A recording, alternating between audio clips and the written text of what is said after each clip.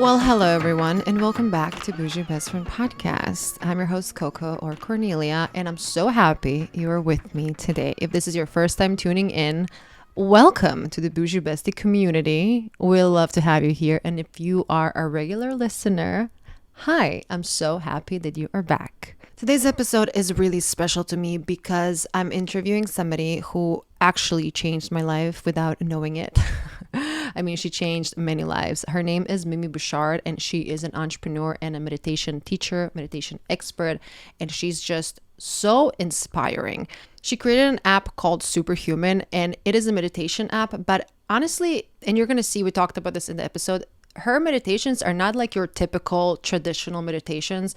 They're basically uplifting music with affirmations that just put you in such a good mental state.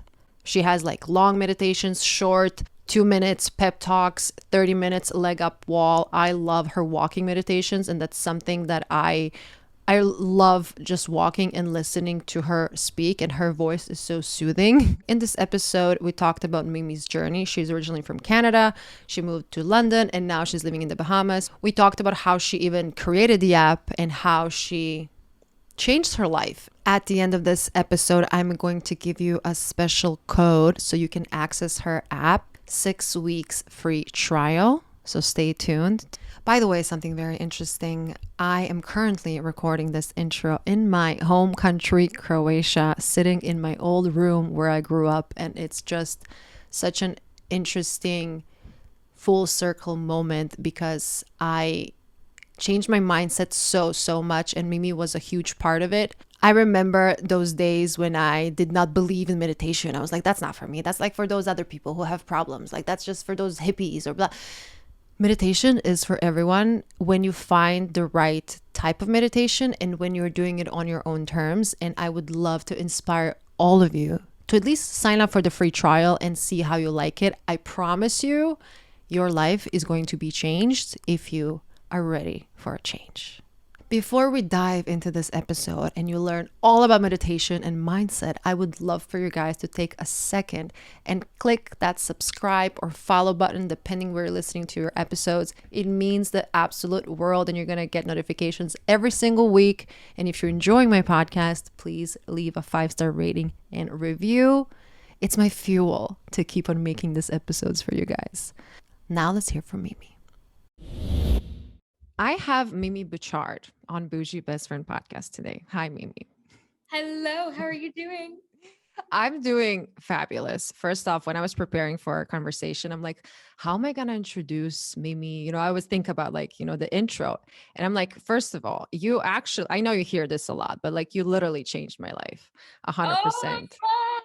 Are you serious? I'm serious. I'm serious. And I was going back to see when was the first time I listened to your meditation. I took a screenshot, by the way. You did. When was it? Okay, so first off, March 28th this year. How did you find it? Mariana Hewitt. So I've been listening to Mariana for years, and I was always like, just like fashion stuff and, the girly stuff. And I saw your episode and I'm like, okay, this is different. I never meditated before. And I was always like that kind of, I tried. I was that kind of person who was like, this is not really for me. I'm not, the meditation is like for those yogis, for those people who are like, whatever. And I just moved to Miami. So it was like my 2 months of me living in Miami. And I was going through a lot of like bad things before. So like moving to Miami was kind of just like, okay, new beginnings. Yeah. And I literally remember, I even took a photo in my phone, which I will send you later on. When I listened to the first time I listened to, because she dropped like a 30-minute meditation that you did on her podcast. I gave her meditation to post. Yeah. And I just started bawling, crying. And I'm like, why am I crying? I was like, why am I crying? This is so weird. I'm like, and I'm not that type of person who's just gonna like bawl cry on a meditation that I never heard before. And I didn't know anything about you. Like, I was just like, wow, this transformative. I was like, what is this? And then I started digging, and then I started like learning more about you and like everything that you do. So I'm like, how do I even introduce the person that you're in my ear every single day when I'm meditating?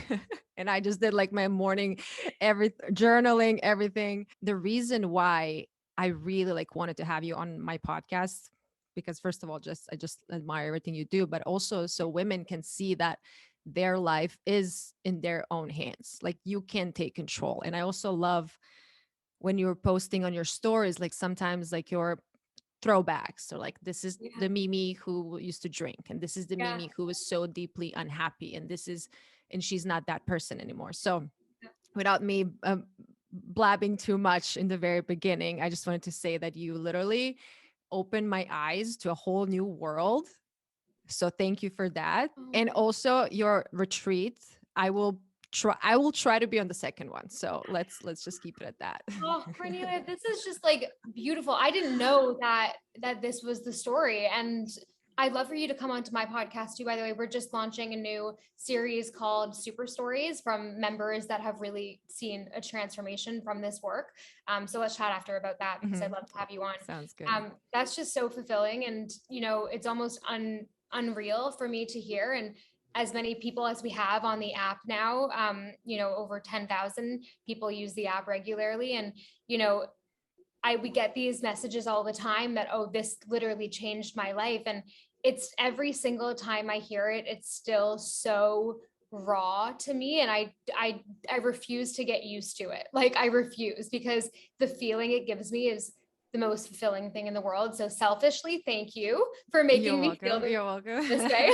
And I am so grateful that it's had this impact. I think at the end of the day, this work, it's just what we already deeply know and we just need to hear. I'm just reminding you of who you are deep down. It's not, like it's not me telling you something new. Like I'm reminding you of who you want to be, of your potential. And I think that's my purpose here on earth, is to remind people of their potential and to bring them back to that big vision thinking, and obviously creating. So I'm so thrilled. Okay, before we start, I just need to know what's like the biggest change that you've experienced since using the meditations regularly. The biggest change I've seen is that you can actually change your state in a few minutes if you let your body and if you let yourself do Yeah. that. Because sometimes, I first off, I'm like your biggest advocate for your app. I give it to everyone. I'm like, you have to listen to this. You have to listen to this. And sometimes I obviously see when people are not open to change. So like, Yeah. nothing's going to change. But I was going through like a really bad phase at some point, and I was like, this is never going to change. Like I will never, ever feel happy. I will never feel fulfilled. I will never, your typical downward spiraling moments. And then when I moved to Miami, like things, looked better. And like, I felt like a new person. But then when I started listening to your meditations, I was just like, I can actually change who I want to be. Not who I want to be. I can change who I am now by being who I always was meant to be. And, those like 5-minute meditations when I'm just like pissed off, I'm like, I'm going to listen to this right now. But what I love about your app is, I listened to some other ones before, but I love that it's more like, it's not a meditation when you're like supposed to surrender and you're supposed Yeah, to, it's not traditional. yeah. We actually are trying to figure out a word to change the word from meditation to a new Mhm. word, where it's not really meditation. It's like Yeah. motivating, energizing, self-improvement audio that like you can listen to at any moment of the day that just makes you feel radically different. That's like, And something what also blows my mind is when you ask such good questions. And that's something I wanted to ask you, like, how do you even come up with the questions? But your questions are so good that makes you think of things that you would never even think about. And then you come to these like new realizations of, like the other day I was journaling actually, and I was writing like, what do I want, blah blah blah. And the first thing that I wrote was family. And I'm like, I'm like so career driven. I really want to like make an impact, and my career is my priority. But I never really felt how much I didn't realize how much family actually means to me. So that's something that, okay, I've been listening to your podcast for a while, so I know pretty much all about you, but I know our listeners might not. So I know that you're from Canada. yes. Okay. And then you moved to London.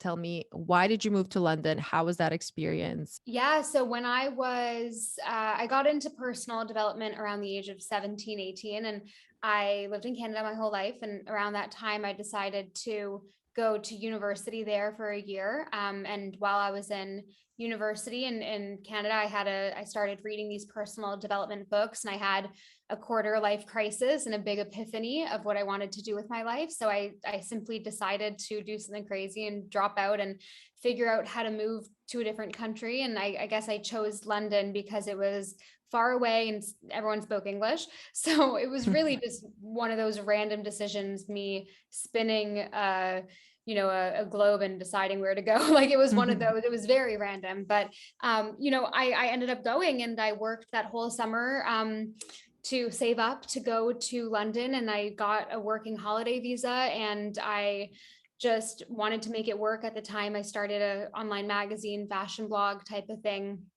And this was almost 10 years ago at this point. And then I moved to London, and I ended up staying there for 5 years. And it was amazing. It really brought me out of my comfort zone. And I feel moving away from home, moving away from Canada, allowed me a new space to become who I've always been meant to be. And I am very grateful to have been brought up in Canada. It's a great country, but I will say I never felt like I fit there. I never felt like this was home. I for some reason never felt like I wanted to live in Canada. So I just followed that intuition hit and moved to London, and it was great. And I learned a lot, and I struggled a lot, and I evolved a lot. And I've tried many different career paths since, and London was a very beautiful opportunity for me to try on many different hats and decide what I wanted to do and create a vision for my future that I desired. And ultimately, I left almost 3 years ago now to go on an adventure with my boyfriend, and now we live in the Bahamas. So that's a whole big jump. But now it's coming full circle because we're actually buying property in London now. So by spring, we're buying a flat there. So we're going to start spending 3-4 months out of the year in London again. We love the Bahamas, but it's a little slow paced. Where is he from? Is he He's from British. London? Yeah, he's London. Okay, that makes sense. I wanted to circle back on what you said. Like, when you I'm born and raised in Croatia, and I moved to the US 8 years ago. Yeah. And what you said, that like sometimes where you grow up, you just can't be who you are destined to be, because maybe it's your circumstances, your friends, your family. You're supposed to play this part. When you were living in London, how was that experience for you? There was a year, the first year I lived in London, it was incredibly uncomfortable. I was fully self-sufficient, trying to make ends meet. I wasn't given any money by my parents. I was working 4 jobs to try to do something to make rent while I was trying to make my online magazine work. And the 4 jobs were I'd wake up at 5:30 a.m. and go to the juice bar for 6 a.m. I worked at a juice bar from like 6 to 12, and then I would take the tube to the other side of the city and intern at this styling agency because I wanted to be in fashion back then. And then I would go nanny for this Italian family at night, and sometimes do little odd jobs like dog walking. And I was signed up to all these websites that gave you odd jobs to do.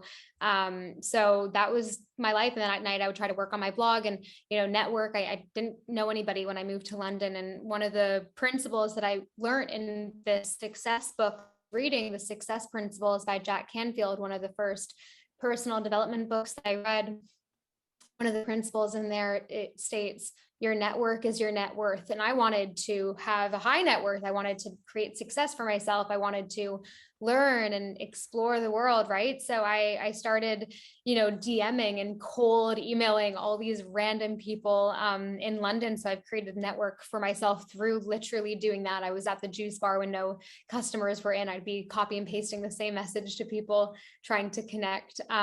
So yeah, just to answer your question though, going back to that, it was very uncomfortable. I had to be out of my comfort zone, and I was ready for it. I, of course, missed friends and family, but I was in a phase in my life where I wanted so badly to live a radically different way.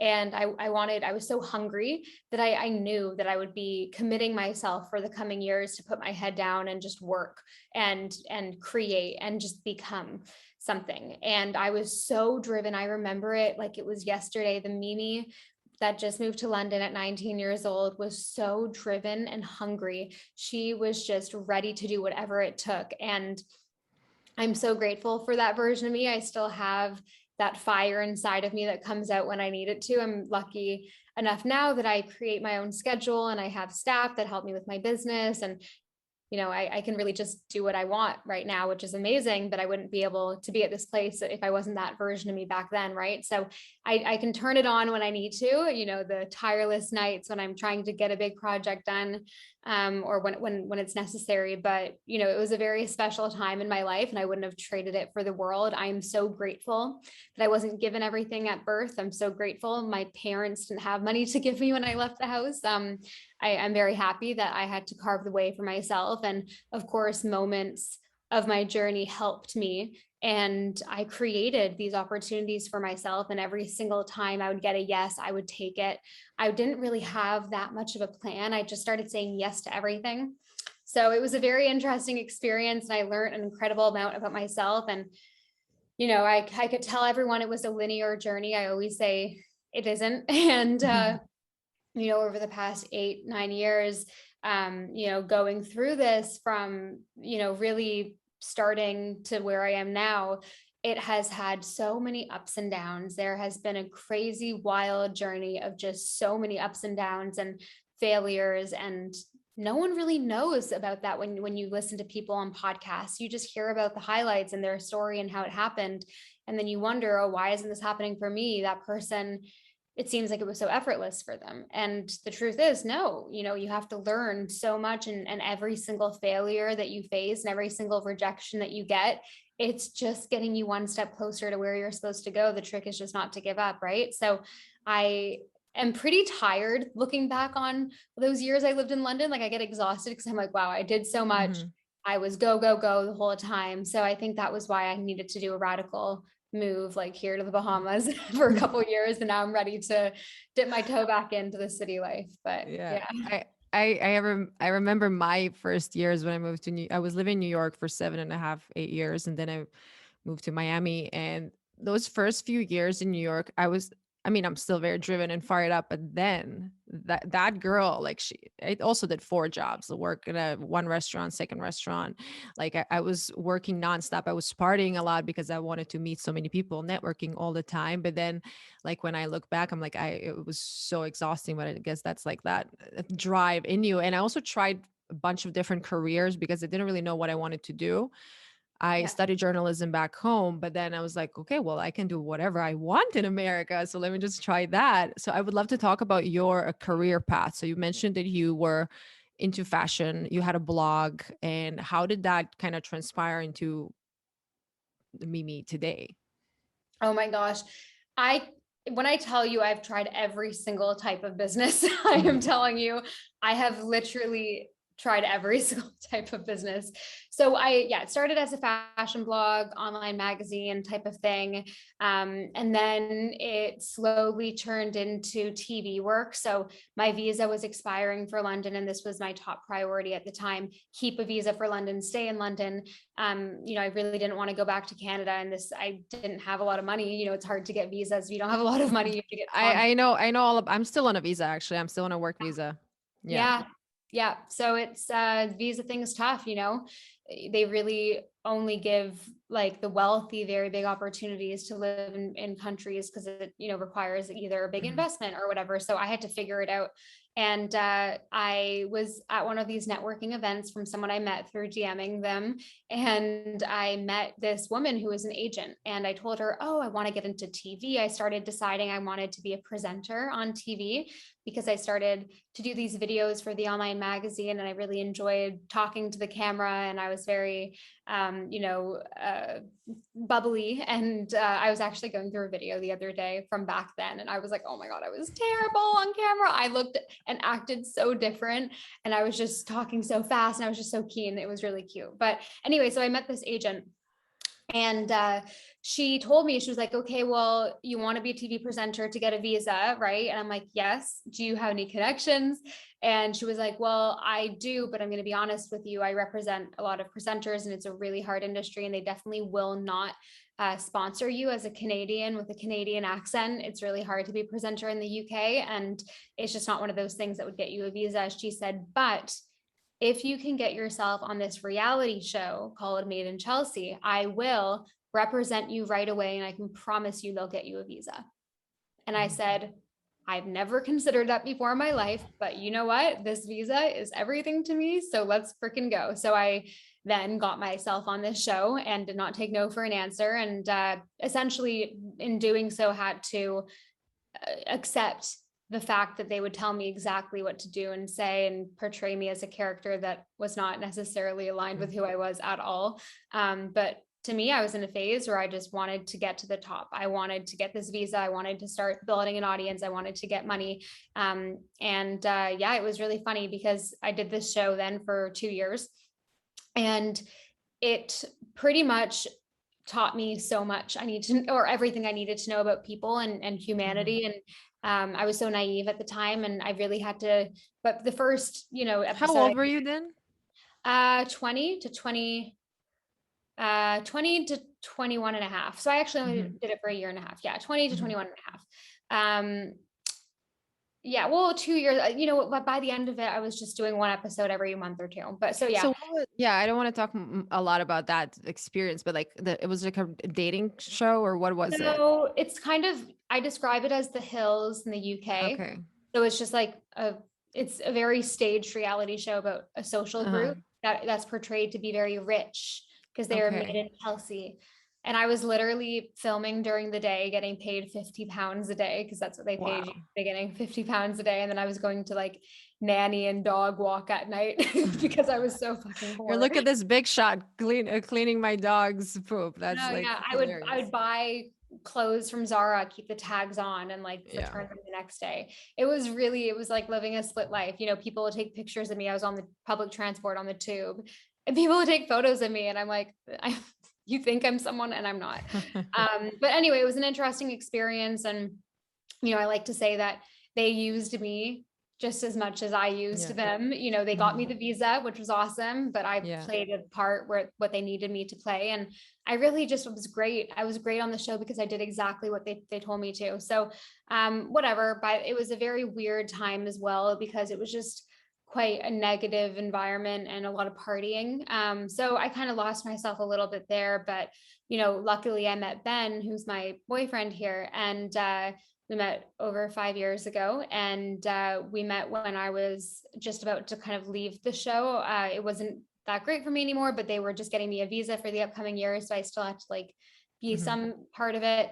So when I met him, I just started like not doing what they wanted me to. So they kind of stopped filming me less, and it was just a gradual exit. And then I just started seeing Ben. I didn't want, to have a relationship really on the show, because it just ruins it. And he was very special to me. So yeah. And then I left. And at that point, I was lucky enough to have built my online brand a little bit more, and doing collabs with brands, like doing ads on my Instagram. And I started a podcast by that point too.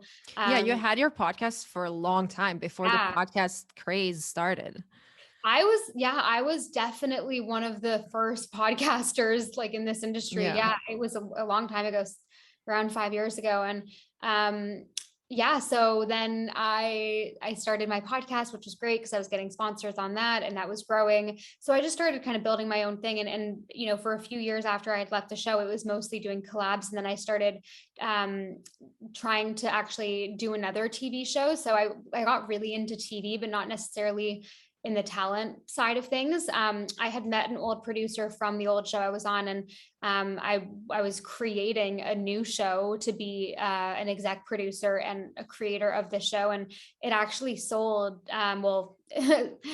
I'm not going to say sold because it didn't end up happening, but we had signed contracts with one of the biggest networks in the US, but last minute it kind of fell through our fingers because one of the people involved didn't want to be involved anymore. And there was a big fight. So that was a year of my life. I was going to be an executive producer for a show on E. It was crazy. So, and not even exec producer, creator of a show. Like it was a really crazy experience because I was 22, 23 at the time. And it was just wild that that even happened. So I Can don't you even do it care. again somehow? Like, can you? No, I don't even want to anymore either. Yeah. It's not, it was with my family as well. 'Cause Uh-huh. I have some, all the women in my family are, they are on Instagram. They're pretty, they're, so it was really one of those things. But honestly, no, I Mhm. actually would reject that now. I don't want to be in reality. It's not a Mhm. healthy place to be. And I'm doing so much better with, Yeah, yeah, with my yeah. career at the moment. So yeah, I wouldn't do it again, but it was an awesome experience and one of the most epic failures I've ever had, actually. And I had worked so hard towards it and everyone was relying on me, but it was out of my control by the end of it, but it was an incredibly cool experience. And yeah, and then that failed. And then I started working with this online education company. This was probably 3-4 years ago. And these two big investors that I had met wanted to create this like creator academy type of thing. And they needed someone like me to help build the curriculum. And they were, really wealthy men. And they really wanted to make this work. So I got equity and I created this program with them and I worked on this for a year.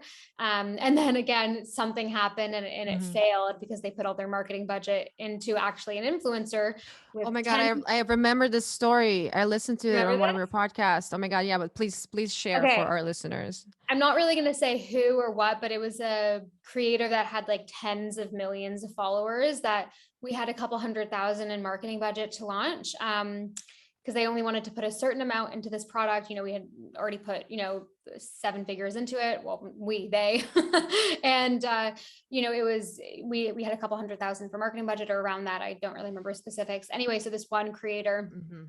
like her agent manipulated this one of our investors essentially saying, okay, if you do it with us, like we'll get you X amount of returns. And he ended up spending all of that marketing budget on this girl. It's like Yeah, three that's three wild. posts and she literally didn't convert one person. All of her followers are Indian men. Like, Yeah. like she had like a very, I just didn't really have much involvement in that. So it's I don't know, we would have done it differently for sure in retrospect, but That's what happens when people think that influencers, like, okay, if you have a couple of million followers, that's such a great investment, this but they girl don't had like see that. 30 million followers. Yeah. She was one of the OG kind of comedy Vine type of, Hmm. she did not convert at all and fully took advantage of these guys saying that she was going to deliver a video that was fully produced and just didn't. And it was just terrible actually. And they spent over 100,000 on that one post and it didn't convert at all. And it just like Hmm. kind of just started falling through the cracks. So that failed essentially. And then I started creating Mimi Method, which was my old subscription platform. I really liked the nature of a digital subscription platform from a business perspective. So I just started posting videos on there, health and wellness and fitness videos. And I wanted to add extra value to it. So I decided to post these guided meditations right at the bottom, kind of hidden away. And they ended up being the most popular thing on the app. And slowly I started to see that this was just insane product market fit. And I just pivoted the entire business to Superhuman and, spent a good amount on a really high end marketing agency to help me rebrand and go global. And we did loads of research on how this new product should be. And I just really believed in it and relaunched Superhuman just over a year ago. And it's been fucking crazy. So it's crazy how many things can lead up to what you end up doing. And I know this is not my last business at all. So I'm excited to see what happens in the future, but it's just crazy how things can change and evolve. You just have to keep leaning in. I actually created these unique guided meditations and the story when I started getting into personal growth, 6-7 years ago. I would record these like pep Hmm. talks to myself on my voice memos on my phone because I was trying traditional meditation, but it was too spiritual woo woo for me. I hated thinking about nothing, clearing my mind. I didn't want to like Can I surrender. just add something that most times it's a guy, a male voice who's supposed to be soothing? I'm like, I don't want to hear an old man whispering in my ear when I'm about to go to sleep or Uh, wake. It was just so, that's why I was like, I don't want to, meditation is not for me. Like, I don't want to do it because it just felt very uncomfortable more than what Superhuman makes me feel. But please continue. Interesting. Yeah, I never noticed that. I always find the ones that I used to listen to were, whatever, female or male. I just like didn't like the Hmm. content. I Yeah. didn't like You know, I'm yeah, I'm spiritual, but yeah. I don't know. I wanted something actionable that made me feel physically very different. I wanted my state to change, and I wanted to benefit from all the visualization research that I was doing when it was, when I was reading all these books on success and creating the life of your dreams.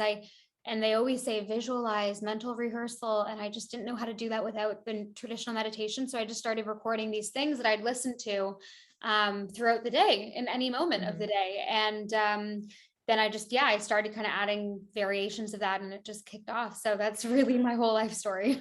Yeah. Often people ask, like, how do you manifest? How do you visualize?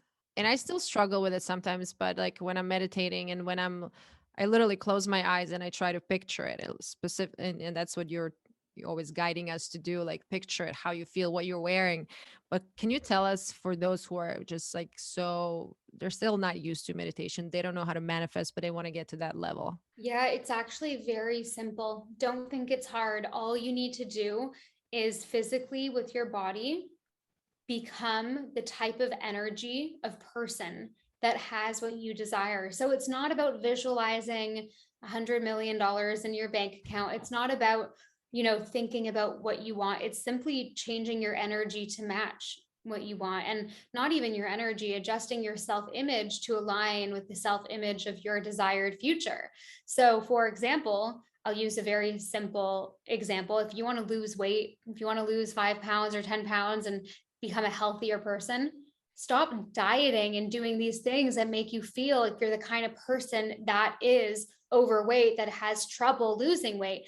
Just simply change your self-image and do this subconscious reprogramming work enough that you start changing how you feel about yourself and your energy and your thoughts and your beliefs and your actions, because you're simply acting as if you are already the type of person, the version of you that is healthy.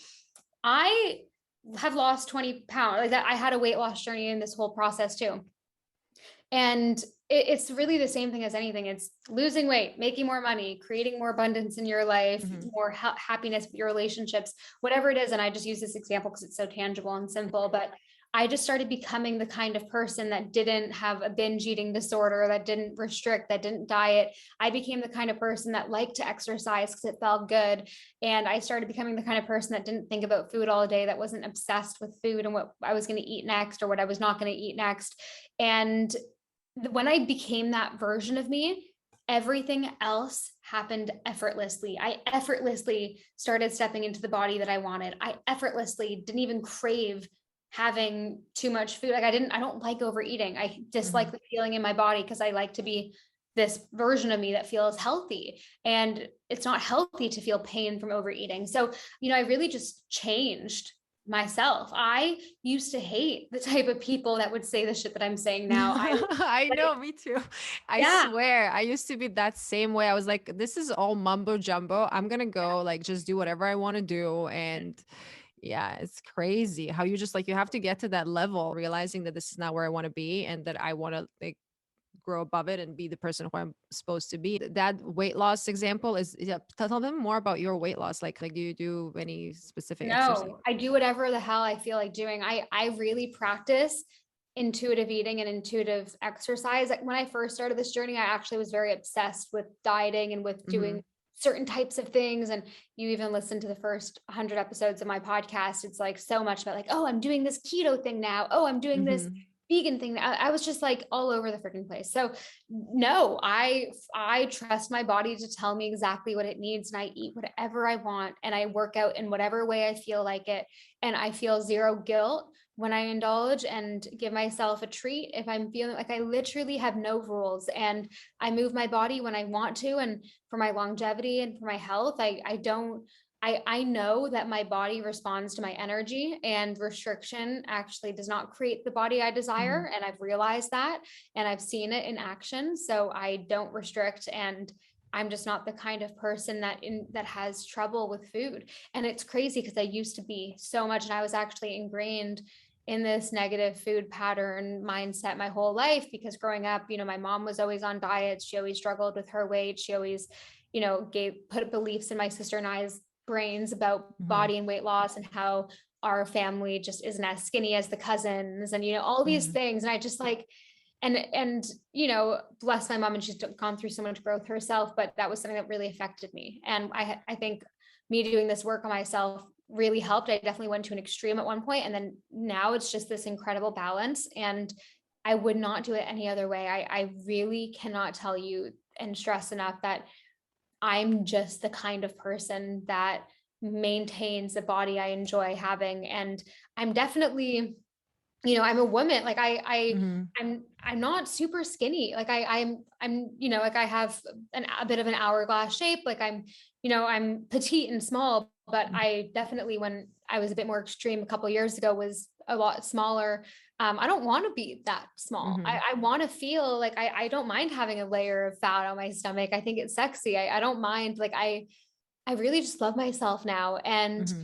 my body responds to that. Like it's really crazy. I've seen this enormous shift in my body since I've just started loving it so hard.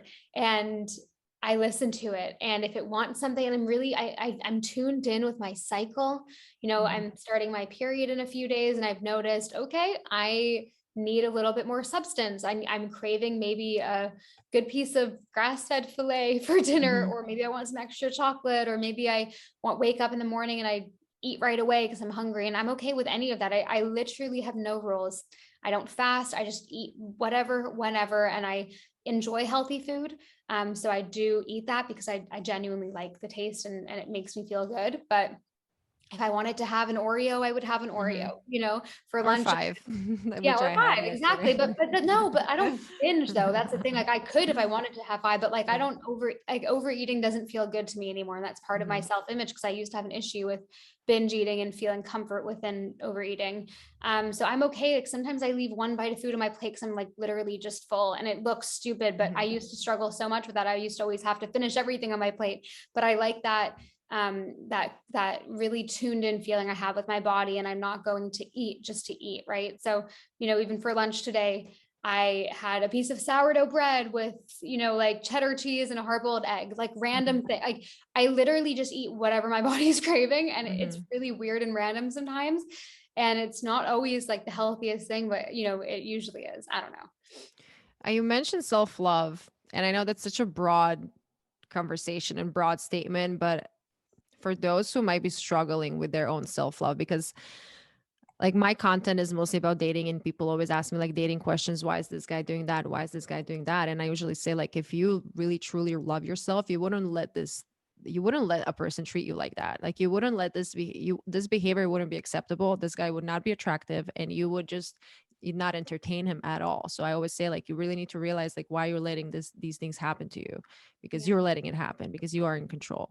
So for those who might be struggling with that self-love, or maybe they're in a relationship that makes them feel super shitty, and they are, maybe they're thinking of leaving, or maybe they're just not happy with where they are, and they want to do that first step and like enter that self-love zone. Yeah, I think it's a self-worth problem, and this is all tied to a self-image problem. And my work is rooted in self-image work, and how you see yourself creates your life. So yes, this is a self-worth issue, and self-love is not as simple as oh, I'm going to do my gua sha today for Mm-hmm. self-love. Like it's not that at all, actually. It's respect to yourself, I believe. I think Mm-hmm. self-worth and self-love is being respectful towards yourself, and seeing your worth, and understanding that everything that you create in your life is aligned with the standards that you hold in your life.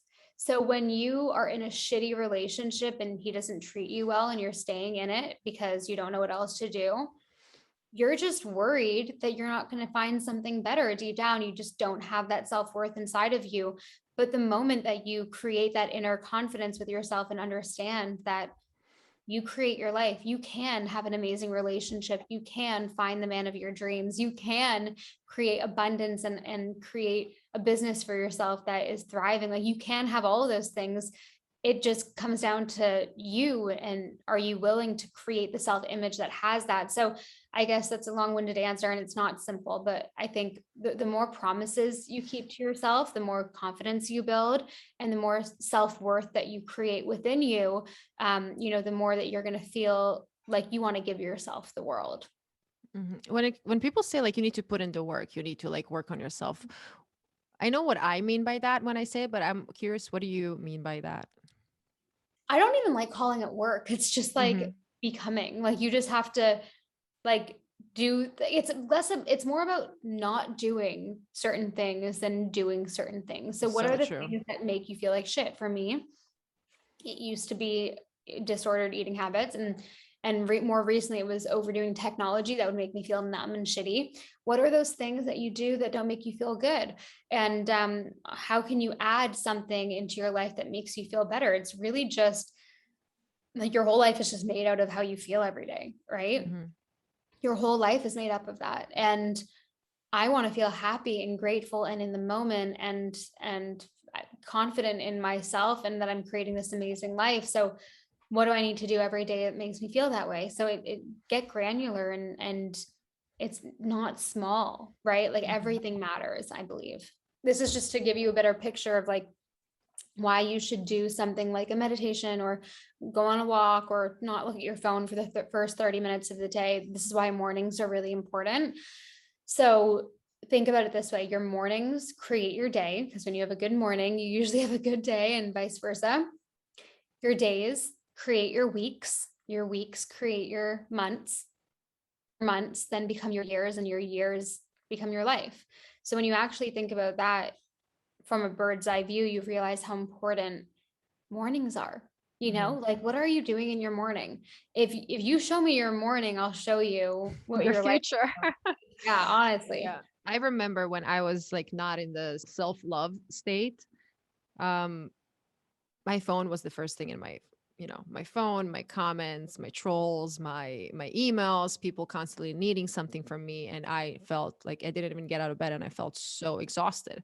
So I really started implementing, I know a lot of like wellness people say that, but like you really can't use your phone first 30 minutes. Like, yeah, check it, like maybe see if there's any emergency going on. But like I remember one day I was in a horrible mood, and I looked at my phone, and there was somebody insulting me for whatever reason on social media. Uh, and I started crying. And I live with my boyfriend. So like he's obviously next to me, and he's like, what is going on? What happened? I'm like, well, this is how I'm starting my day. And I'm like, I'm aware that I'm doing something that's going to make me feel bad about myself, and I'm still doing it. I wanted to ask you, like, since your business is so, I mean, obviously online, and like you have to be surrounded with technology all the time, you have to see what's going on Instagram, you have to post, like you have to be, on top of that side. But like, how do you handle that? And at the same time, you maintain, your peace? Because, for example, comparing yourself to other people is, horrible, and you shouldn't do that. It's going to stop you. But at the same time, like sometimes I see myself like, okay, well, if I don't see what other people are doing, I might be, out of the loop. Maybe I'm not following the trends. But at the same time, I know that I am, people like me for me when it comes to my content and etc. Yeah. So I would just love to hear your opinion on, consuming social media to kind of like stay in the loop, but at the same time protecting your peace. Honestly, I get to a point where when I start feeling like, the past month I've been doing this, when I start feeling not energetically aligned, I honestly just delete Instagram off my phone. Like, I want to be posting more, and my team wants me to be posting more, but I just like, Mhm. maybe once a week I'll post. And I'm trying to be better, and my team's going to start reposting stuff more. So that we're a bit more on the map. But to be honest with you, yeah, I delete the app off my phone for a couple of days at a time, especially when I need to focus for work. This is a new thing for me. And I also just have, and the more I do that, the less I have a habit of like scrolling all day long. For me, a little bit of scrolling is fine.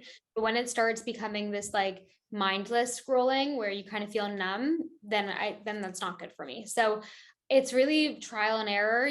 Sometimes you need to do the extreme and just delete the app, and then have it off for a couple of days. I also like have blocked a lot of words on my comments. I used to get a few rude comments. I haven't gotten one in a long time on my Instagram. TikTok's a whole different beast, but Exactly. yeah, like I always just get offended when people like say something like, oh, like Superhuman is too expensive. I'm like, really? Like 15 to 30 bucks a month to change your life is too much for you? Like, Yeah. okay, I'm really sorry. We upload new content every single day. It costs me hundreds of thousands to run this fucking app. So it's a luxury app. Anyway, so that's when I get defensive, when we're talking about my baby here. But I'm I don't know. I also like, I've recently started posting on my TikTok, like, oh, like, when you start meditating, then this happens in your life.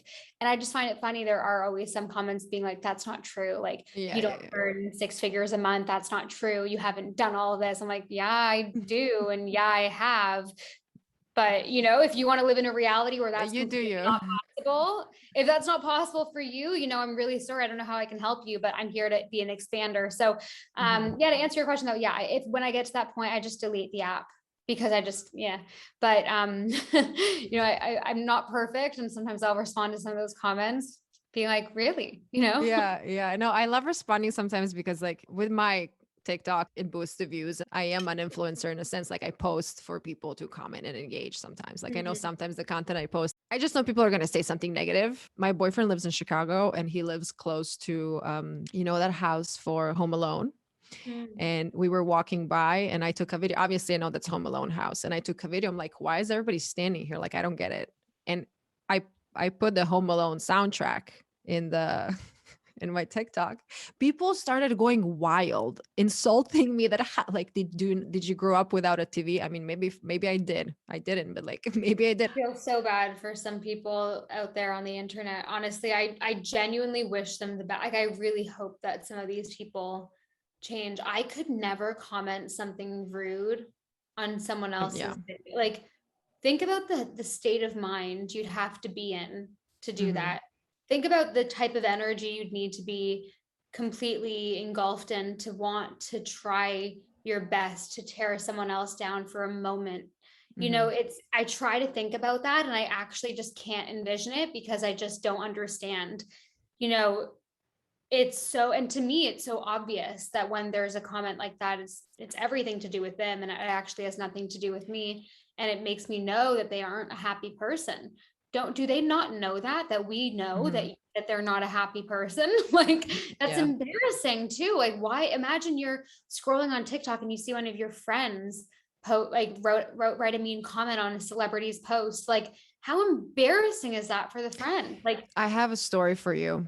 I told this to one more person, but this person knew who was this about. But so one day I was hanging out with a girlfriend, super close, like super, super close girlfriend.